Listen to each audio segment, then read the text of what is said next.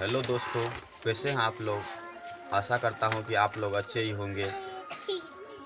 चलिए अब अपने चैनल आदर्श कुमार अलवेला पर चलिए आज हम अभ्यास 1.1 बीएसईबी का सवाल देखते हैं। सवाल नंबर क्या है? दर्शाइए कि कोई भी धनात्मक विषम पूर्णांक 6q+1 या 6q+3 या 6q+5 के रूप का होता है जहां q कोई पूर्णांक है। चलिए तो हम कैसे समझते हैं? किसी भी भाषा वाला सवाल को समझने के लिए पहले उसकी भाषा में क्या कहता है, उसके तर्क को क्या करना चाहिए, समझना चाहिए। चलिए हम लोग आगे बढ़ते हैं।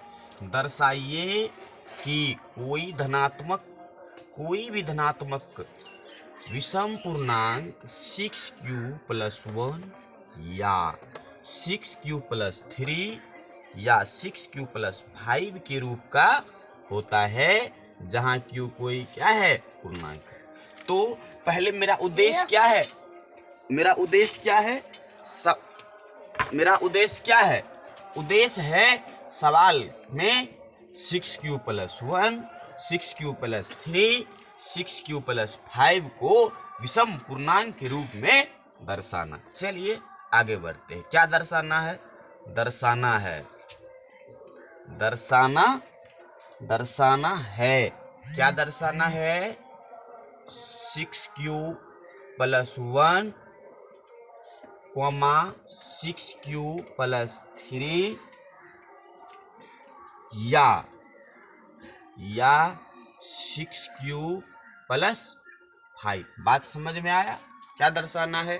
दर्शाना है 6q+1, 6q+3 या 6q+5।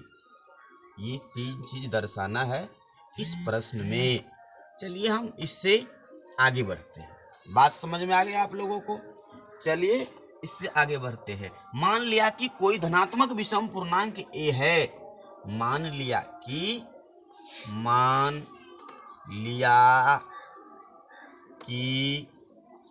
कोई धनात्मक विषम पूर्णांक a है। मान लिया कोई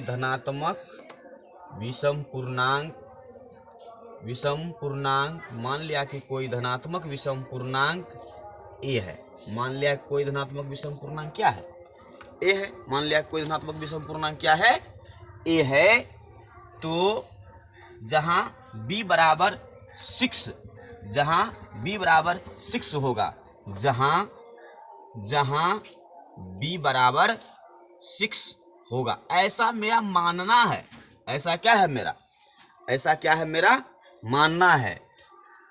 तो यदि b को हम 6 मानेंगे तो आप लोग को पता है। चलिए तो क्या होगा? a बराबर क्या हो जाएगा? a बराबर क्या होगा? 6q+r। किस नियम से? यूक्लिड विभाजन एल्गोरिथम से। किससे? यूक्लिड विभाजन एल्गोरिथम से। यूक्लिड विभाजन एल्गोरिथम से। अब आपको ये पता होना चाहिए कि यदि b बराबर 6 है तो r हो सकता है क्या होगा?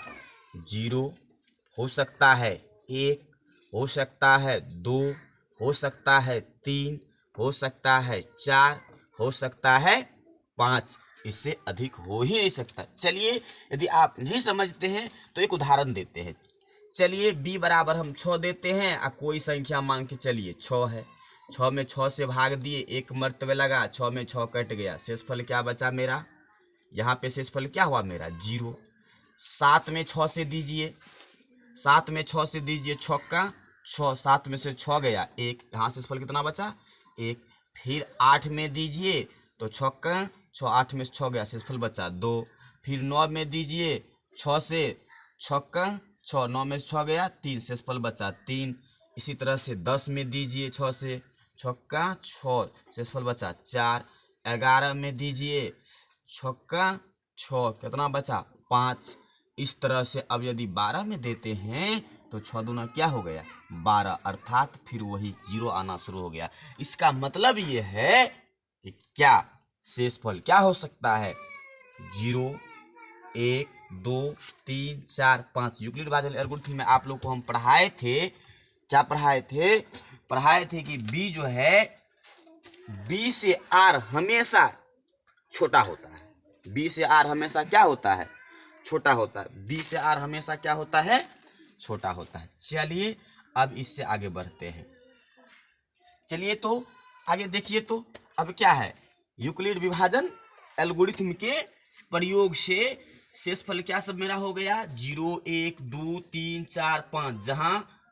जहां जीरो बी हमेशा, जहां आपको पता है यूक्लिड विभाजन एल्गोरिथम से कि 0 से हमेशा आर 0 के बराबर भी हो सकता है या 0 से बड़ा भी हो सकता है, लेकिन बी से हमेशा आर छोटा होगा।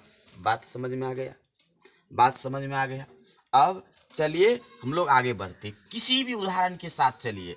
स्थिति 1 लेते हैं, 0 लेते हैं। स्थिति r बराबर 0, स्थिति स्थिति 1 r बराबर 0 लेते हैं। क्या हो जाएगा यूक्लिड विभाजन एल्गोरिथम के प्रयोग से 6q प्लस 0। ऐसा होगा कि नहीं होगा, आप ही लोग बताइए, ऐसा होगा कि नहीं होगा। यदि r बराबर 1 लेते हैं, r बराबर 1 लेंगे तो क्या हो जाएगा 6q प्लस 1 होगा कि नहीं। यदि r बराबर हम 2 लेते हैं तो 6q प्लस 2 होगा कि नहीं। यदि r बराबर हम 3 लेते हैं तो 6q प्लस 3 होगा कि नहीं। यदि r बराबर हम 4 लेते हैं तो 6q प्लस 4 होगा कि नहीं। यदि r बराबर हम 5 लेते हैं तो 6q प्लस 5 होगा कि नहीं। बात समझ में आया आप लोगों को। यदि r बराबर 1 लिए तो 2 लिए तो 3 लिए तो 4 लिए तो 5 लिए तो कोई समस्या? अभी तक कोई समस्या आप लोगों को? चलिए नहीं। अब इसमें समझिए, आप अपने मन से रफ कीजिए। यदि हम इसको कह दिया है विषम, इसको भी कह दिया है विषम, इसको भी कह दिया विषम, अब इसमें है कितना 1, 2, 3, 4, 5, 6 कंडीशन है। 6 कंडीशन में एक कंडीशन, 2 कंडीशन और 3 कंडीशन को विषम कहता है। अर्थात यदि हम शेष बचे को सम, शेष बचा यदि सम होगा तो ऑटोमेटिक वो विषम हो जाएगा। इसको चलिए एक उदाहरण से हम लोग देखते हैं। चलिए क्यू, अब क्यू के बदला में भी हम कुछ लेते हैं समझने के लिए। किसके लिए? समझने के लिए। मान लीजिए आप क्यू के बदला में बोलिए कोई संख्या, 6q के बदला में हम कुछ भी ले सकते हैं, 1, 2, 3, 4, 5, 6। चलिए लेते हैं 2 और जोड़ेंगे 0 तो कितना हो जाएगा ये 6 दूना 12 और जोड़ 0 बराबर 12। आपको पता है कि 12 2 से क्या होगा विभाज्य हो जाएगा। कुछ भी लीजिए। चलिए इसमें लेते हैं, r बराबर क्या है, r बराबर 2 में लेते हैं तो क्या हो जाएगा 6q गुना 2 जोड़ 2, 12 2 कितना हो गया 14। बात समझ में आया। फिर इसको लेते हैं, r बराबर 4 लेते हैं तो क्या हो जाएगा 6 गुना 2 जोड़ 4, क्या हो जाएगा 6 दूना 12, अब 12 जोड़ 4 बराबर 16, 16 2 से विभाज्य है। बात समझ में आया कि नहीं आया? तो इसका से हम क्या देखें, तो हम देखें ये कि r बराबर 6q plus 0, 6q plus 2, 6q plus 4 सम पूर्णांक के रूप में है। 6q plus 0, 6q plus 2, 6q plus 4 किस रूप में है 6q प्लस 4। और यदि इसको चेक करेंगे 6 दूना 12 जोड़ 1 बराबर 13 तो क्या हो जाएगा विषम हो जाएगा। बात समझ में आया कि नहीं आया? तो क्या यहां लिख दें, अतः चूंकि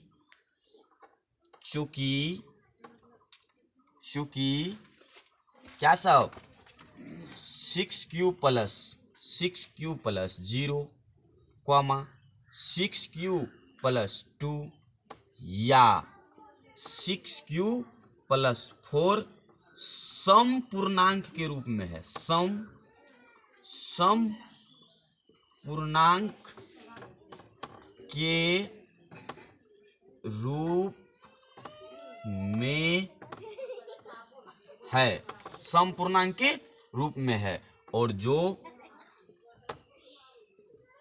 बचा है विषम पूर्णांक होगा, विषम पूर्णांक होगा।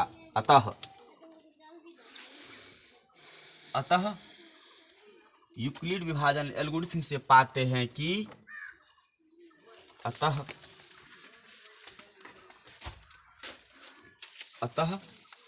क्या मिला? यूक्लिड विभाजन एल्गोरिथ्म से पाते हैं कि अतः यूक्लिड विभाजन एल्गोरिथ्म से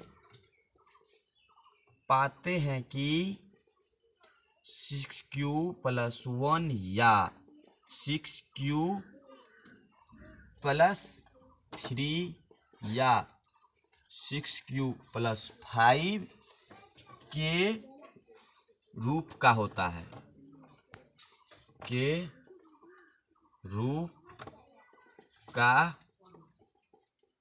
है, जय हिंद।